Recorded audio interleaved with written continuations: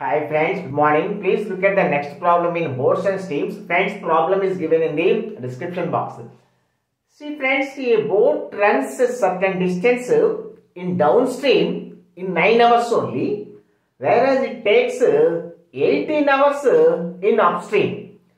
Friends, it takes 18 hours in upstream, but it takes only 9 hours in downstream. That means downstream velocity is twice the upstream velocity. So friends, say upstream velocity, if upstream velocity is 1 kmph, then downstream velocity is 2 kmph.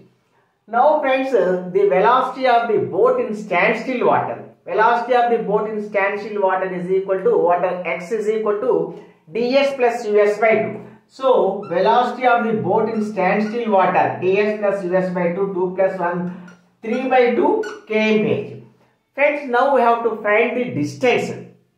See friends, in downstream with 2 kmph speed, he covered the distance in 9 hours. That means the distance is equal to 2 into 9, 18 kilometers friends. Distance is equal to 18 kilometers. Friends, distance 18 kilometers, the velocity of the boat in standstill water 3 by 2. So, the time taken to travel in standstill water is equal to time taken to travel in standstill water is equal to distance by the velocity of the boat in standstill water. That is 3 by 2. 18 by 3 by 2, 18 into 2 by 3. So, 3 6s, 6 2s, 12 hours.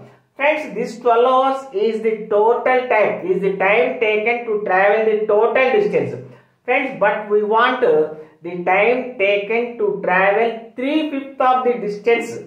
Friends, 3/5 of the distance means it takes 3/5 of the total time. 3/5 of the total time is equal to 12 into 3 by 5, that is equal to 36 by 5, that is equal to 7.2 hours friends, 7.2 hours. Okay friends, thank you, have a nice day.